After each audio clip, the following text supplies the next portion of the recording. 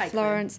Now we're going to start off with Turkey-Syria relations. They've gone from bad to worse. Absolutely. We're going to start by looking at the Turkish press to see how they're reacting to the situation there after Syria shot down one of Turkey's fighter jets. Now, we're going to take a look at Hürriyet, which actually has an article where they go and interview the families of the two missing pilots. And they have a quote there from one of the fathers of the missing pilots who says, "Don't make war just because my son is dead." It's as of yet, it's unconfirmed. They're still missing, but it's there. Hürriyet there is definitely playing up the emotional card. And Turkey also accuses Syria of firing at a reconnaissance plane that was going to try and find those missing pilots. So I'm sure we'll be hearing a lot more about this in the next days to come. I'm sure we will. Now we're going to stay in the region. Moving on to another story. Vladimir Putin of Russia has met with Benjamin Netanyahu of Israel. Yes, that's right. It's on the front page of the International Herald Tribune here.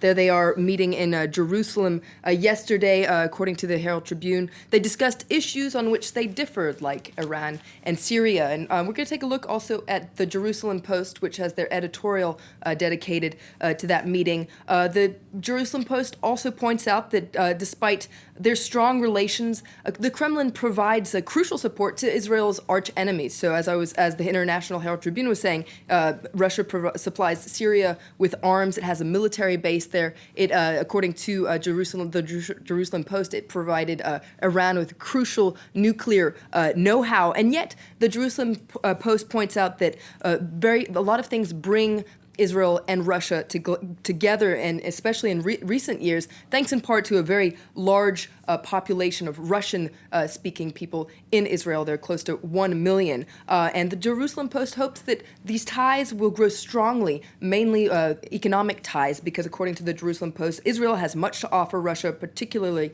in the field of military technology. And moving on to Egypt, where the president-elect is working on forming a new government. What are the papers saying about that then? Still getting a lot of attention. We're going to take a look at the China Daily. In their editorial, they wonder what's next for Egypt. The China Daily says that Mohamed Morsi's election is a milestone and welcomes the democratic election, but warns that it doesn't necessarily mean that the country is going to embark on a road of stabilization and social reconciliation. It says that many uncertainties loom ahead for Morsi and his country.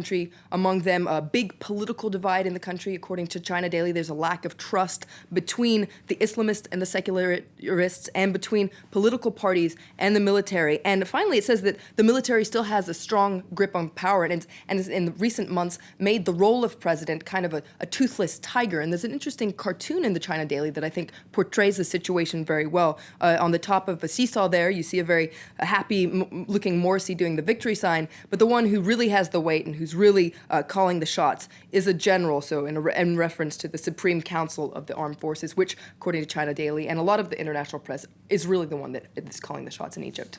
And staying with Egypt, you've got some papers looking at other models in the region. That's right. We're going to take a look at Sharq al-Awsat, which is a pan-Arabic daily, which is based in London, that says, "Fasten your seatbelts, Egypt." According to the newspaper, Egypt and the entire region has entered a very dangerous stage, and the ending could very well not be a happy one. According to Sharq al-Awsat, for Egyptians, the battle has just begun, and they wonder what will the Egypt of tomorrow look like. And they turn to three different models. They turn to Turkey, Pakistan, and Iran. And according to them, Egypt is at a crossroad, and everything will depend on which model they choose to follow, that whether it's politics, economics, the social aspects, religion, culture, everything will depend on that, not only for Egypt, but for the whole region.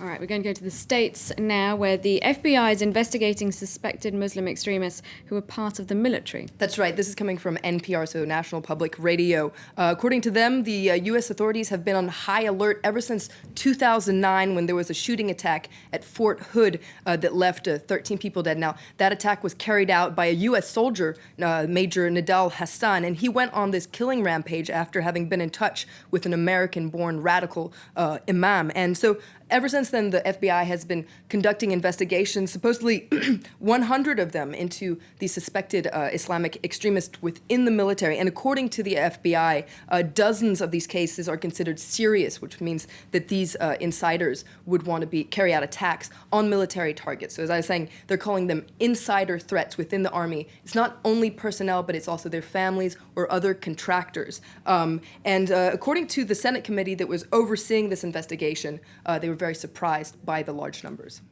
Okay, thank you very much, Florence, for running us through the international newspapers. You're watching Live from Paris. Let's get a